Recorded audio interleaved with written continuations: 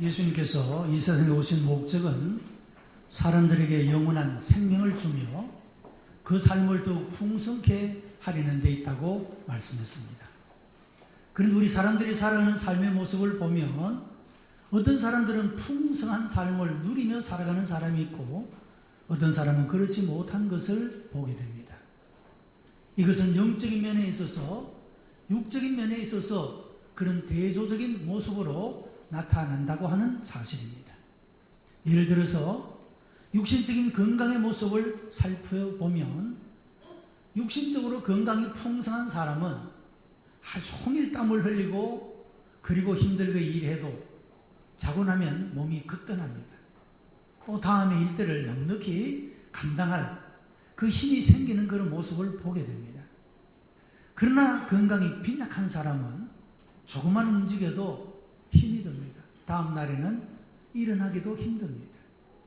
우리가 육체적인 건강의 모습을 보더라도 풍성한 삶의 은혜를 누리며 살아가는 것과 빈약한 삶을 살아가는 것이 얼마나 대조적인가 하는 것을 우리가 실감하게 되는 것입니다. 우리가 정신적으로나 영적으로도 마찬가지입니다. 우리가 하나님의 은혜를, 하나님의 사랑을 풍성하게 받아서 그 하나님의 복음의 은총이 우리의 삶 가운데 충만한 그런 풍성한 은혜를 누리며 살아가는 사람이 있고 그렇지 못한 사람도 있다는 것입니다. 오늘 하나님 앞에 나와 예배드리는 여러분 모두에게 성령께서 임재하여 주시고 역사해 주셔서 영적으로, 육적으로 하나님이 주시는 풍성함의 은혜가 충만하게 되기를 주님의 이름으로 축복합니다. 에베소서는 바울의 만년에 로마의 옥중에서 기록한 것으로 그 주제는 교회론을 다루고 있습니다. 바울은 여기에서 비밀이라는 말을 여러 번 반복하여 사용하고 있는데 비밀이라는 말은 숨겨져 온 것을 뜻합니다. 이방인들이 복음을 믿고 유대인들과 같은 교회에서 하나님을 섬기며 예배하는 그런 하나님의 권속, 하나님의 자녀가 될 수 있다는 것 자체는 이전에는 알려지지 않았던 비밀에 속한 것이다, 그런 말입니다. 이전에는 이방 사람들은 하나님의 은혜 밖에, 하나님의 언약 밖에 있었던 백성들이라고 말합니다. 그러나 이제는 그리스도 예수 안에서 저들이 한 형제가 되고 한 자매가 되는 하나님의 백성의 우리 안에 들어오게 되었다 하는 것입니다. 이것은 바로 하나님의 비밀에 속한 것임을 말씀하고 있습니다. 바울은 이런 사실을 공개해 놓고 감격하면서 성도들을 위하여 하나님께서 너희의 속사람을 강건하게 하시기를 원하노라, 하나님께서 하늘의 풍성한 것들로 채워주시기를 원하노라고 기도하고 있는 그런 모습을 보게 되는 것입니다. 우리는 하나님의 높고도 넓고 크신 사랑을 알게 됩니다. 우리나라의 전설 가운데 견우와 직녀라는 이야기가 있습니다. 직녀가 견우를 만나서 자녀를 낳고 살다가 하늘로 올라가지만 땅에 있는 남편과 자녀들에 대한 사랑 때문에 하늘과 땅 사이를 배회할 때에 직녀의 벗들인 선녀들이 사랑이 무엇이냐, 둥근 것이냐, 네모난 것이냐라고 묻는 말이 있습니다. 인간관계 안에서 이루어지는 사랑을 모르는 선녀들은 사랑을 어떤 물체와 같이 생각했더라, 그런 이야기입니다. 오늘 본문의 말씀을 보면 이 하나님의 사랑, 그리스도의 사랑에 대해서도 어떤 형태로 표현하고 있는 것을 봅니다. 하나님의 사랑의 넓이, 하나님의 사랑의 깊이, 길이, 이런 표현은 사람의 지식으로는 표현할 수 없는 그리스도의 사랑을 가리키는 것이며 그리스도 예수의 충만한 사랑을 표현하는 그런 말이 되는 것입니다. 이 하나님의 사랑은 그 넓이가 우주적인 것이다 라고 말하고 있습니다. 본문의 기도문 서문에 하늘과 땅에 있는 각 족속에게 이름을 주신 아버지 앞에 라는 말이 있습니다. 바울은 시야를 넓혀 우주를 바라보고 우주의 하나님이시고 세계 각 족속의 아버지이신 하나님께 기도를 드리고 있는 것입니다. 하나님의 사랑은 그 넓이가 우주적으로 넓다, 이 사실을 표현하고 있는 것입니다. 여러분, 사실로 우주라는 것이 얼마나 광활합니까? 사람의 눈으로 다 볼 수 없는, 헤아릴 수 없는 그런 우주의 세계를 볼 수가 있지 않습니까? 너무도 광활하고 찬란하고 아름답고 신비로운 것이 우주의 모습이라 할 수가 있습니다. 여러분, 하나님의 사랑의 넓이는 우주적인 그와 같은 사랑을 가지고 있다라고 말씀하고 있는 겁니다. 여러분, 우리는 세상에서 가장 행복한 사람입니다. 왜냐하면 이런 넓은 사랑을 가진, 우주적인 사랑을 가진 그런 하나님의 사랑을 받고 있는 사람이기 때문이라는 것입니다. 구약의 하나님은 이스라엘의 민족 신으로 계시되었습니다. 그래서 이스라엘 사람들만이 하나님의 백성이요 하나님의 보호를 받는 것으로 생각했습니다. 그러나 신약의 하나님, 신약에서 계시해 주시는 하나님, 보편적이며 우주적인 그런 사랑의 하나님, 모든 세계의 각 족속의 하나님, 아버지가 되신다는 사실을 말씀하고 있다는 겁니다. 구약에 계시된 하나님은 이스라엘 민족들의 하나님으로 제한되게 생각했습니다. 그러나 본래 하나님은 이스라엘 민족들만의 하나님이 아니라 모든 세계를 창조하신 하나님, 모든 세계 민족들의 하나님이 되신다는 사실이라고 하는 겁니다. 사람들은 하나님을 알지 못하여 믿지 못하지만 이 복음이 우리에게 들어오게 되고 이 복음을 듣고 믿음으로 말미암아 우리가 하나님을 아버지라 부를 수 있게 된 사실이 얼마나 놀랍고 큰 하나님의 은혜인지 모르는 것입니다. 인간이 우주를 생각할 때 우주의 광활함과 아름다움과 풍성함에 감탄하게 되는 것입니다. 동시에 이러한 우주를 창조하신 하나님의 넓고 아름답고 풍성한 사랑을 생각하게 되는 것입니다. 예수님께서 마태복음 5장 45절에서 하나님은 그 해를 악인과 선인에게 비치게 하며 비를 의로운 자와 불의한 자에게 내리신다라고 말씀을 합니다. 여러분, 하나님은 햇빛을 선한 사람에게 내리는 좁은 하나님이 아닙니다. 하나님은 비를 착한 사람들에게만 내리는 하나님이 아니시라 그 말이죠. 악한 사람에게도 비를 내리시고 악한 사람에게도 햇빛을 비추시는 하나님이시다라고 말합니다. 여러분, 우리는 때때로 하나님의 사랑을 우리 스스로 제한하거나 오해할 때가 있습니다. 내가 하나님 앞에 좀 잘 산다, 제대로 응답하며 산다라고 생각할 때는 하나님이 나를 사랑한다라고 느낍니다.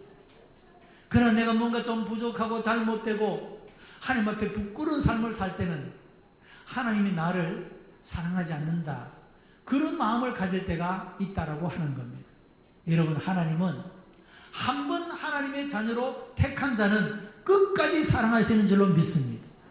하나님의 사랑은 인간의 사랑과 같지 않습니다.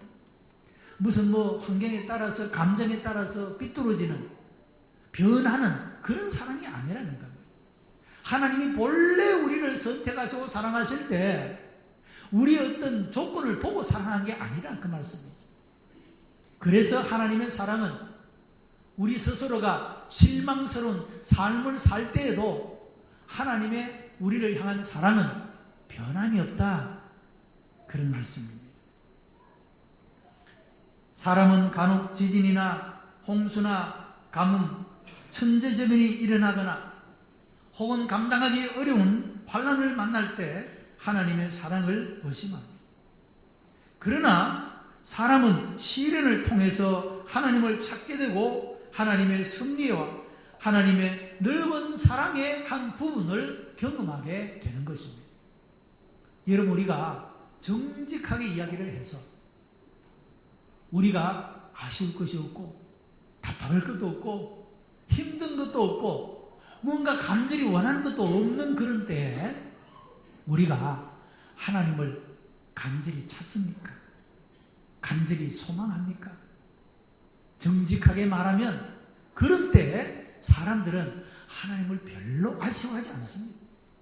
그러나 우리가 감당할 수 없는 어떤 어려운 일을 만나고 무거운 짐을 지고 해결하기 어려운 문제를 만날 때면 누구나 강조하지 않아도 하나님의 임재와 하나님의 사랑과 하나님의 은혜와 하나님의 개입을 요구하시게 되는 겁니다. 부르짖지 말라고 해도 부르짖게 되는 겁니다. 찾지 말라고 해도 찾게 되는 것입니다. 그래서 이런 고난은 그것을 통해서 하나님을 찾게 되고 하나님의 살아계심, 하나님의 사랑, 하나님의 은혜, 하나님의 능력을 경험할 수 있는 그런 좋은 기회가 되어줄 수가 있다는 겁니다. 성 프랜시스는 태양의 노래를 이야기했습니다. 그는 태양과 달과 별들과 산과 나무들을 노래하고 심지어 자신의 죽음까지도 노래했습니다. 왜냐하면 그는 이 모든 것에서 하나님의 사랑을 발견했기 때문이라고 말하고 있습니다. 여러분, 우리는 우리의 삶에서 좋다고 생각하는 것뿐만 아니라 우리의 삶에서 싫다고 생각하는 부분까지도 하나님의 섭리 가운데 있음을 믿는다고 한다면 우리들도 성 프랜시스처럼 우리에게 있는 고난조차도 찬양하고 감사하고 노래할 수 있어야 한다는 겁니다. 하나님의 사랑은 우리의 연약함을 아시기 때문에, 우리의 부족함을 아시기 때문에 다양한 여러 부분, 여러 모양으로 하나님 자신을 우리에게 나타내시고 그 하나님의 넓은 사랑을 우리들에게 경험할 수 있도록 해주시기 때문이라고 하는 겁니다. 여러분, 이런 하나님의 넓은 사랑을 깨닫는 은혜가 임하게 되기를 바랍니다. 두 번째는 하나님의 사랑의 높이를 말씀하고 있습니다. 이것은 그리스도 예수의 비길 데 없는 숭고한 사랑을 말씀하고 있는 것입니다. 요한복음 3장 16절에 하나님이 세상을 이처럼 사랑하사 독생자를 주셨으니 라고 말하고 있습니다. 독생자 예수 그리스도를 우리 죄인들을 위하여 대속의 죽음을 죽도록 이 세상에 보내신 하나님의 사랑은 숭고한 사랑이라는 사실입니다. 세상에 성육신 하시어 오신 예수 그리스도에게서 하나님의 큰 사랑을 우리가 발견하게 된다는 것입니다.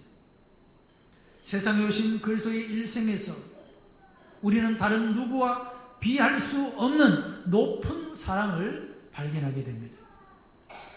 죽음을 슬퍼하는 인생에 대하여 동정과 사랑의 눈물을 흘리시고 제자들의 발을 씻기시는 지극한 겸손과 위대한 사랑의 동작을 볼 수가 있습니다. 그가 행하신 많은 이적들은 모두가 높은 사랑의 역사들이라고 할 수가 있는 것입니다. 무엇보다도 주님의 높은 사랑은 십자가에서 나타났습니다. 십자가는 인류의 구원을 위하여 주께서 자원하여 지신 것이며 극심한 고통 가운데서 구원을 완성하신 것은 높은 사랑이 있음을 말해주고 있는 것입니다. 뿐만 아니라 십자가 위에서 말씀하신 한마디 한마디는 모두가 이 세상을 구원하는 구주로서의 높은 사랑이 담겨져 있는 말씀인 것입니다. 자기를 찌르는 그 죄인들을 향하여 아버지여 저들을 용서하여 주옵소서. 저들은 자기가 하는 것이 무엇인지를 알지 못합니다라고 말씀했습니다. 십자가상에서 말씀하신 7 말씀, 이 한마디 한마디는 모두가 다 그리스도 예수의 높은 사랑을 보여주고 있다, 그런 말씀입니다. 여러분, 우리에게도 이런 숭고한 사랑의 마음, 예수 그리스도의 이런 사랑의 마음, 이런 사랑으로 충만하게 되어지기를 바랍니다. 세 번째는 사랑의 깊이를 말씀하고 있습니다. 흔히 부모의 사랑을 표현할 때 태산보다 높고 바다보다 깊다라고 표현합니다. 실로 어버이의 사랑은 자녀들이 측량할 수 없는 깊이가 있습니다. 우리 주변에는 아름다운 사랑을 가진 부부들의 모습을 발견하게 됩니다. 식물인간이 된 남편의 병상을 7년이나 지키며 결국에는 회복의 감격을 보게 된 그런 감동스러운 일들도 있습니다. 아름다운 형제간의 사랑도 볼 수가 있습니다. 이 모든 인간의 아름다운 사랑은, 그 마음은 하나님께서 그 마음에 심어주신 것이라고 하는 것입니다. 하나님은 바로 인간의 윤리의 근본이 되어준다 할 수가 있습니다.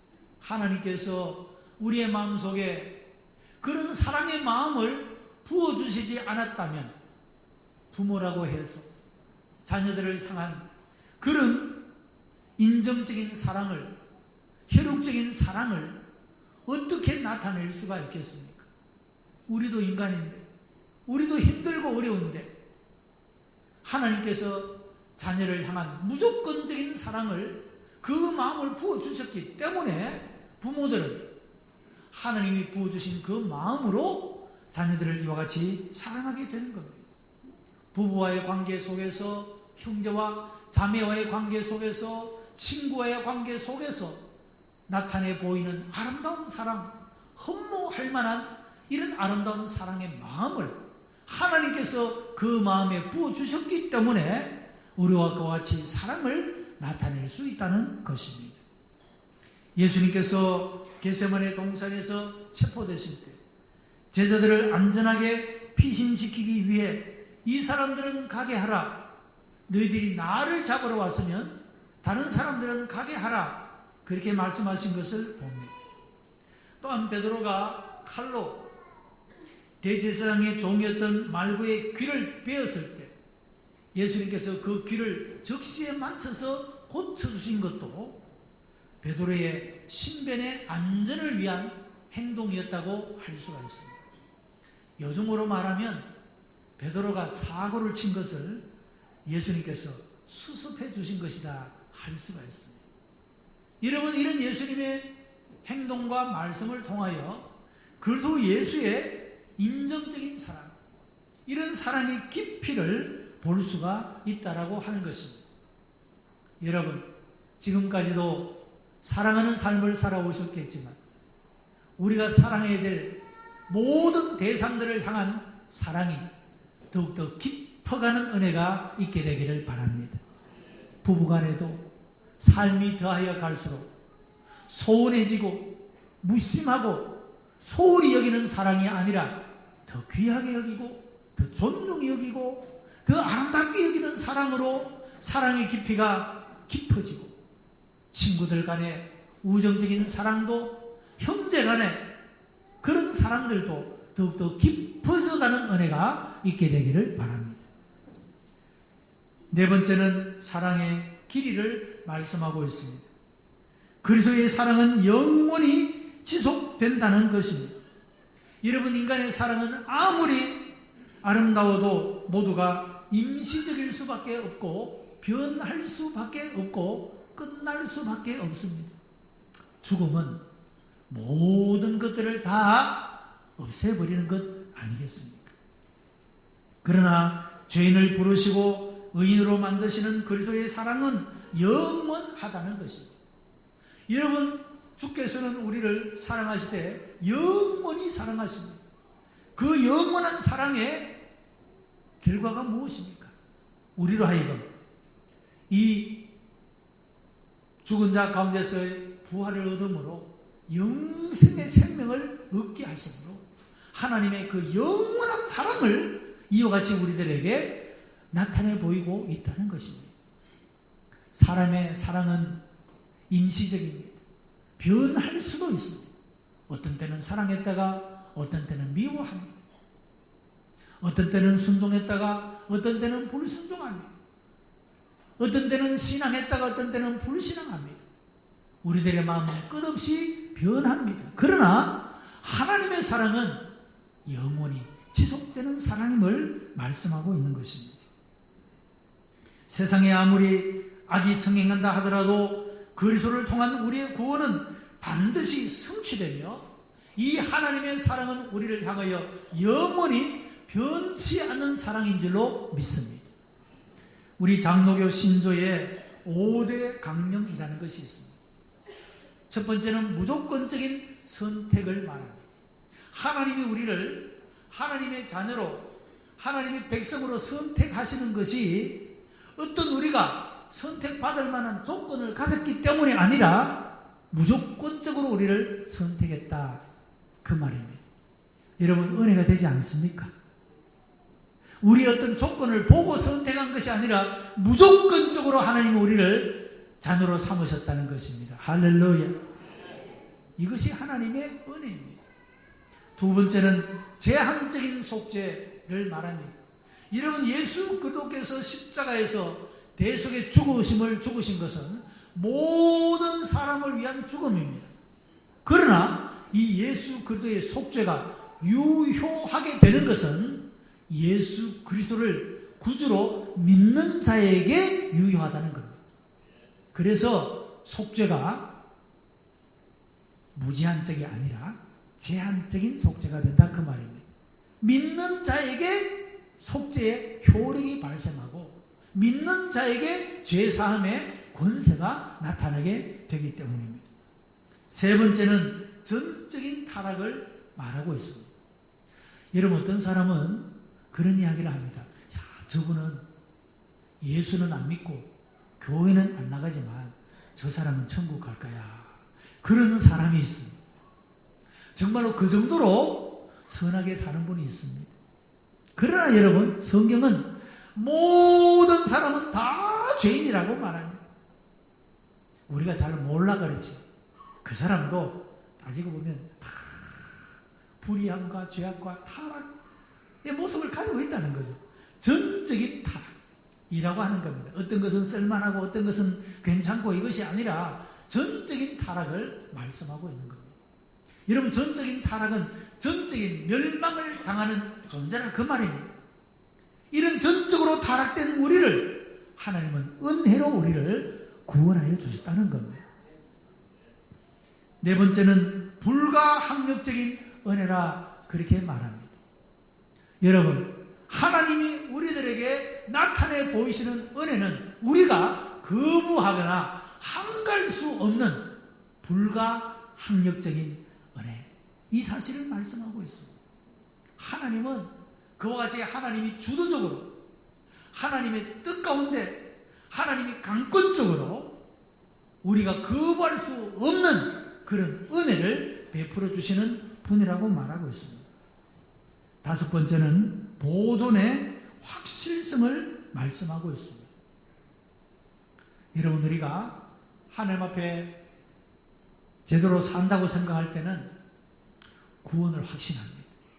그런데 내가 죄악 가운데 거하고 하나님을 좀 떠나 있고 여러분 이런 삶을 살아갈 때는 내가 구원을 잃어버렸다. 이렇게 생각하는 사람들이 있습니다. 그러나 우리 장로교 신조의 5대 강령 중에 다섯 번째는 구원의 보존성이라고 하는 겁니다.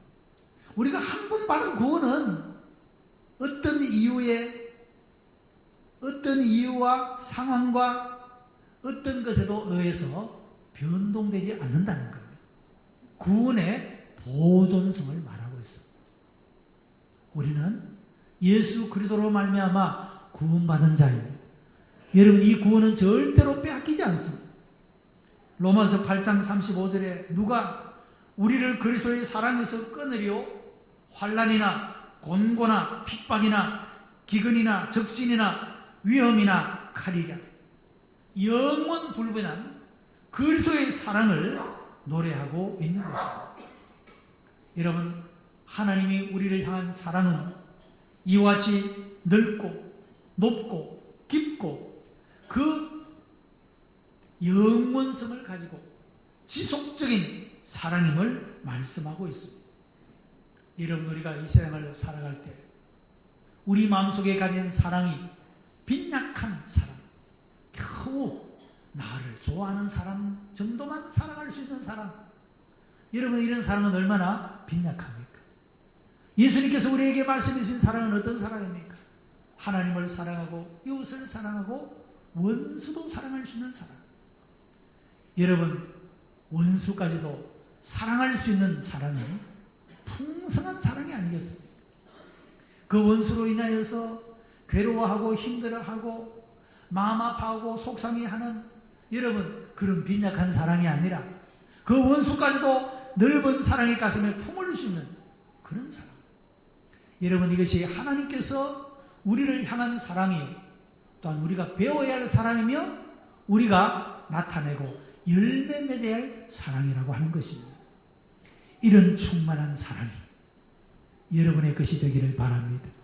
그래서 여러분의 삶 속에 이런 사랑의 아름다운 열매를 맺고 이 사랑이 사람을 살리고 사람을 세우고 사람으로 하여금 소망을 가지고 그렇게 살아갈 수 있도록 여러분, 우리가 용기를 주고 희망을 주고 이런 아름다운 열매를 맺어가는 삶이 우리 인생에서 얼마나 보람있고 의미가 있고 가치가 있는 그런 삶이 되는 것이 아니겠습니까?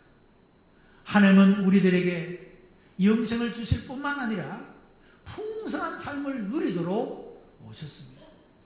이런 충만한 사랑이, 이런 풍성한 사랑이 주의 이름을 부르는 여러분 모두에게 부어지게 되기를 주님의 이름으로 축복합니다.